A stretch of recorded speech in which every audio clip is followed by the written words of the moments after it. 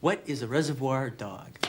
Well, Reservoir Dog is Harvey Keitel, Tim Roth, Michael Madsen, Chris Penn, Steve Buscemi, and me. What the fuck was I talking about? In a nutshell, it's a story about a bunch of guys who plan a robbery, and everything that can goes wrong. I don't know who's got the loot. I don't know if anybody's got the loot. I don't know who's dead. I don't know who's alive. I don't know who's caught. I don't know who's not. Okay, let's go through what happened. Yeah, I worked in a video store in Manhattan Beach, California for many years.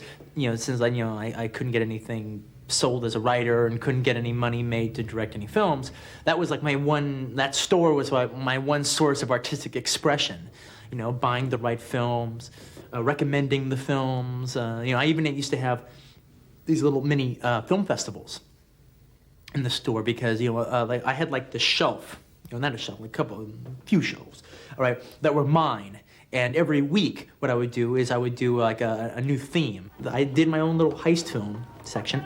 And I remember like looking, I'd seen most of these before, but I remember like looking at them all up on the shelf. And I remember thinking to myself, God, they haven't done a heist film in a long time. I'd like to see one of those again. This is a really cool genre, And so, that put the germ in my head, So then later I wrote one.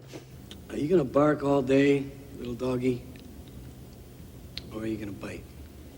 What was that? Harvey Keitel got involved in the movie by the fact that he'd always been like my favorite actor. I mean, ever since I've seen him in Taxi Driver and The Duelist and Mother Jugs and Speed and all those movies, I've just been a big fan of his. And it was a dream, to be able to work with him sometime. I can't work with a psychopath. Because you don't know what those sick assholes are going to do next. My producer, Lawrence Bender, is a good friend of mine. What happened was he was taking an acting class. His acting teacher's wife is an actress who knows Harvey in the actor's studio. So Lawrence got the script to his acting teacher. His acting teacher read it and liked it and gave it to his wife. His wife read it and liked it, and she put it in Harvey's hands at the actor's studio. 3 days later, Harvey calls me on the phone and says, "Hi, is this Quentin Tarantino? I'm Harvey Keitel, and I want you to know I think the script is magnificent. It's absolutely magnificent. I would like to be very like to be part of it. I really would. I'd like to even help produce it if I possibly could, And it was like, what, Harvey Keitel? He came aboard and just kind of helped us out. He lent his name to the film, which basically made me and Lawrence filmmakers, as opposed to just a couple of knuckleheads walking around with a script in our hands. We became legitimate. We'd walk into people's offices and say, well, we have Harvey Keitel attached. That didn't necessarily mean they were saying, well, here's all the money you want. But they did take us seriously. We did come from somewhere. All right, but also like Harvey even went even above and beyond like what an actor would do, because we were casting the film and we didn't have any money when we were casting, and me and Lawrence didn't have any money at all, And so what happened was, Harvey goes, I think you guys really owe it to yourself, to go to New York and do a little bit of casting there, because some very fine actors out there, and you're not getting to see them just staying in LA, You're like, well, Harvey, that's really good, but we can't afford to go. Well, I just can't stand this anymore. I mean, we're gonna have to go to New York, and if I have to pay for it, I'll pay for it, all right? And he flew us out to New York. He put us up in a hotel. He arranged through a casting director friend of his in New York for like a weekend of casting, everything, and he paid all that out of his own pocket, just because he thought, the film needed it, all right? And from those New York casting sessions, we got Steve Buscemi, who plays Mr. Pink. Here are your names. Mr. Brown, Mr. White, Mr. Blonde, Mr. Blue, Mr. Orange, Mr. Pink. Why am I Mr. Pink? Because you're a faggot, all right? Tim came in, and Tim didn't read for the part. Everybody else read, all right, except for Harvey. Harvey didn't read, But everyone else came in and read and won the part. Tim came in, and he sat down and just, football jersey and torn jeans, cigarette.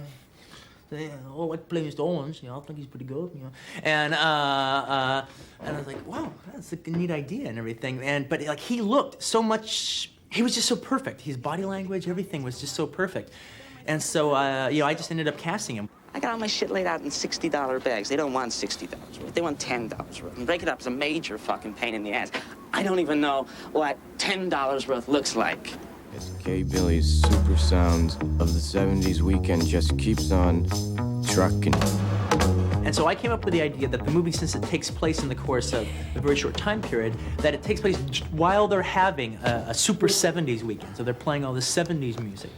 You ever listen to K. Billy's Super sounds of the 70s. It kind of lightens it up a little bit, kind of gives it a little bit of a, you know, a jab, a little wink, and it's kind of cool. It makes it kind of fun. All right, but like in the infamous torture scene, you know, that everyone and his brother's talking about, the use of the song "Stuck in the Middle with You," which is this light, bouncy, kind of cool song. All right, it not only does it not lighten up the scene, it makes the scene even harder to watch.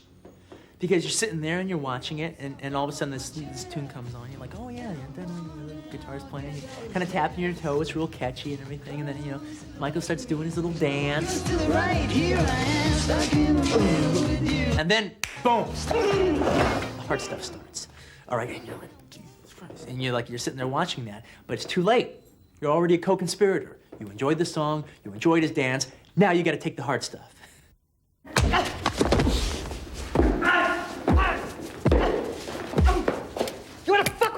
I'll show you who you're fucking with. To me, this whole argument about violence and stuff, to me, violence is a purely aesthetic thing.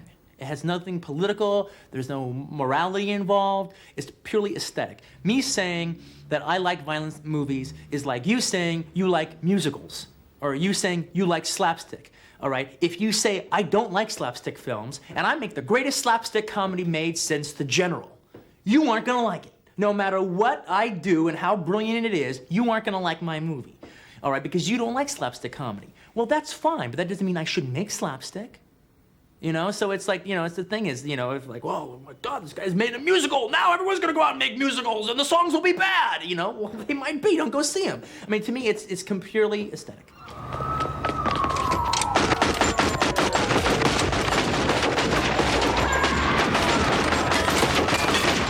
I like all kinds of movies, all right? I mean, I like, you know, people ask me what kind of movies you like. I like Nicholas Ray movies. I like Sergio Leone movies. I also like Eric Romer movies. I like Bill Forsythe movies. I like Buster Keaton movies.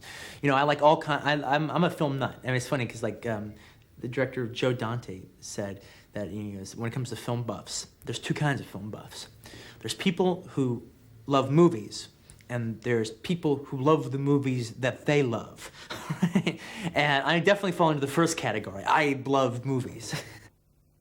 Actually, it's funny, people ask, a reporter or something will say, we wouldn't do a big in-depth story on Quentin. We want to just spend some time with him and just, you know, have him do what he does during his day.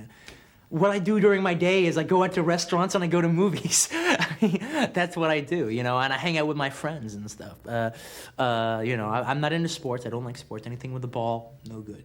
All right. I'm not into sports. I'm not into cars or anything like that. I mean, I'm into driving a car, but I'm not into, like, you know, I don't collect cars or make model cars or anything like that.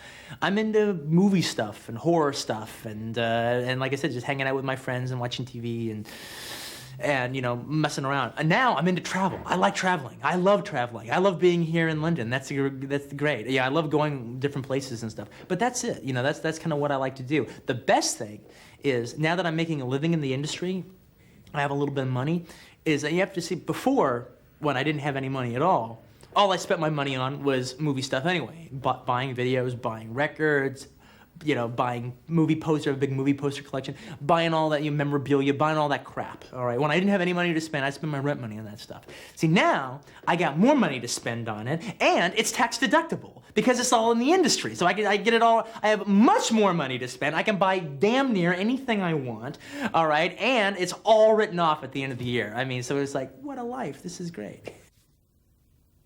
And now, Reservoir Dogs, starring Harvey Keitel. And I hope you guys dig it as much as I dug making it. I'm real proud of it. Roll 'em.